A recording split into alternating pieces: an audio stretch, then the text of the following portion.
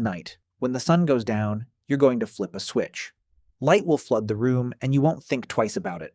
But for 99.9% of human history, that switch didn't exist. When the sun set, the world went dark. You couldn't even see your own hand in front of your face. But modern humans almost never experience this. For over 300,000 years, every single one of your ancestors spent roughly half their life in near total darkness. They didn't even have candles for most of that time, just the black sky, the stars, and whatever fire they could keep alive. So, what did they actually do for all those hours? The answer changes everything we think we know about sleep, storytelling, and what it means to be human. Let's start with fire, because fire is the reason any of this was possible. The earliest solid evidence of humans controlling fire comes from Wonderwork Cave in South Africa, roughly 1 million years ago. But fire didn't just keep people warm, fire completely restructured the human day. Before fire, our ancestors were like every other primate. When the sun went down, you climbed a tree or found a sheltered spot, and you stayed still. Moving at night meant becoming food. Our eyes are terrible in the dark compared to the predators that hunted us. Leopards, hyenas, wolves, all of them could see just fine. Fire changed that equation overnight, literally. A campfire creates a circle of safety roughly 30 feet in diameter. Inside that circle, predators won't come. Outside that circle, you die. This is not an exaggeration. Anthropologists studying modern hunter-gatherer groups have documented that people who wander away from the fire at night are significantly more likely to be killed by predators, even today. But here's what's fascinating. Fire didn't just protect humans at night, it gave them something they'd never had before: extra hours.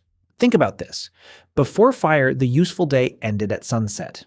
That's maybe 12 hours in summer, as few as 8 in winter. Fire suddenly added 2 to 4 usable hours to every single day, and over thousands of generations, those extra hours changed our species. In 2014, anthropologist Polly Wiesner published a study in the Proceedings of the National Academy of Sciences. She spent years recording conversations among the Jew/Huansi Bushmen of the Kalahari Desert, one of the last groups on Earth still living something close to the original human lifestyle. What she found was striking. During the day, about 80% of conversations were practical. Who's hunting where? Which plants are ready?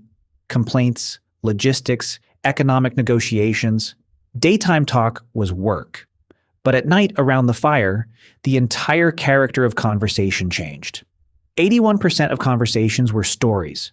Tales of people in distant places, adventures, myths about the origins of the world, jokes that made the whole camp laugh.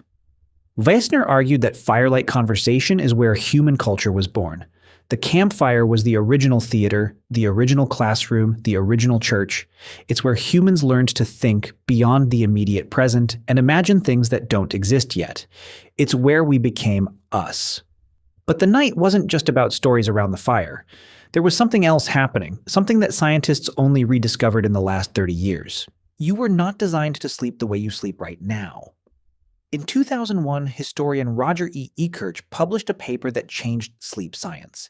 He had spent 16 years digging through historical records, and he found something nobody expected. Over 500 references spanning centuries.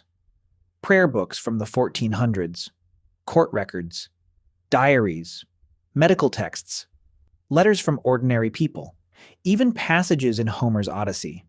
All of them mentioned the same thing: first sleep and second sleep. Before the industrial age, people did not sleep in one continuous block. They went to bed shortly after sunset, slept for about 4 hours, then woke up. They stayed awake for 1 to 2 hours in the middle of the night.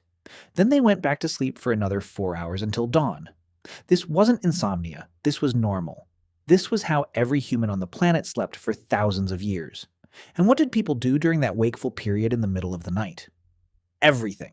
A 16th century French physician recommended that couples conceive children during this window because they would do it better. People visited neighbors.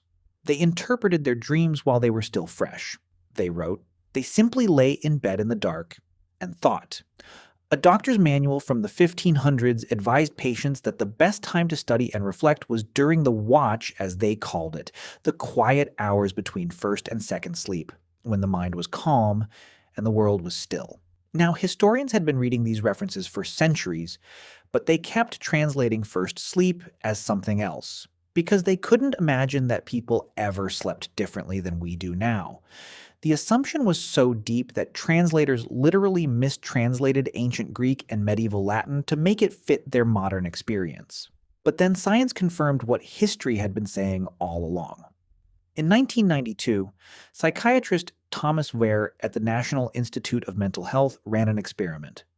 He took a group of volunteers and removed all artificial light from their lives. For 1 month, they experienced 14 hours of darkness every night, just like our ancestors would have before fire extended the evening. Within weeks, every single participant settled into the same pattern: 4 hours of sleep, 1 to 3 hours of quiet wakefulness, then 4 more hours of sleep. Nobody told them to do this. Nobody suggested it. Their bodies just did it, as if some ancient program had been waiting inside them the whole time, buried under centuries of artificial light. Weir measured their hormone levels during the wakeful period and found something remarkable. The participants were in a state unlike any normal waking state. Their brains were producing elevated levels of prolactin, the same hormone released during meditation and after orgasm. They described feeling peaceful, reflective, almost meditative. It wasn't just a gap in sleep, it was its own distinct state of consciousness, one that most modern humans have never experienced. So, what killed it? The answer is simpler than you'd think: light. In the 1600s, cities began installing street lamps. Paris was one of the first under Louis XIV, who wanted to reduce crime. London followed. The night, which had been a place of danger and fear, slowly became navigable. Then came cheaper candles, then gas lamps in the 1800s.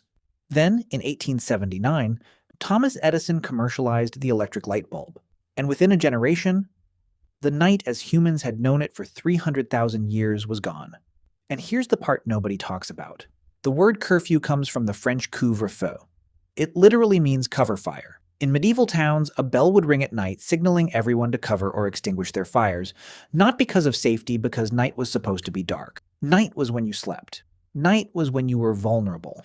For most of history, being out at night was suspicious. In many medieval European cities, walking outside after dark without a lantern was literally illegal. Night belonged to criminals and the supernatural. People feared it in a way that's almost impossible for us to understand today. And then we conquered it. We flooded it with light, and we thought that was progress. But here's what we lost. Modern humans are exposed to artificial light an average of 7 to 8 hours after sunset. This light, especially the blue light from screens, suppresses your body's production of melatonin, the hormone that regulates sleep. Your body doesn't know the difference between a light bulb and the sun. When light hits your retina at 11 p.m., your brain interprets it as daytime. It delays melatonin release. It fragments your sleep. It disrupts the circadian rhythm that evolved over millions of years. Researchers have found that people who go camping for just 1 week with no artificial light at all have their melatonin cycles reset by nearly 2 hours. Their bodies start producing melatonin at sunset instead of hours after it. That's all it takes for 300,000 years of programming to reassert itself. We didn't just change when we sleep, we eliminated an entire phase of human consciousness. That quiet, reflective state between first and second sleep, the state that Weir's subjects described as peaceful and meditative, doesn't exist anymore for most people. Instead, we have insomnia, and we treat it like a disorder. But what if it's not a disorder at all? What if waking up at 2 a.m. and lying there in the dark isn't your body malfunctioning? What if it's your body remembering what it was built to do? For 300,000 years, your ancestors spent their nights in a rhythm that modern science is only beginning to understand. They gathered around fires and told stories that built civilizations. They slept in 2 phases with a window of quiet reflection in between. They lived in darkness so complete that the Milky Way wasn't something you had to drive to a national park to see. It was just the sky. And every night when they woke in the dark between first and second sleep, they lay there in silence and thought about their lives, their dreams, and the world they would wake up to in the morning. We traded all of that for a light switch, and most of us never even knew it was gone.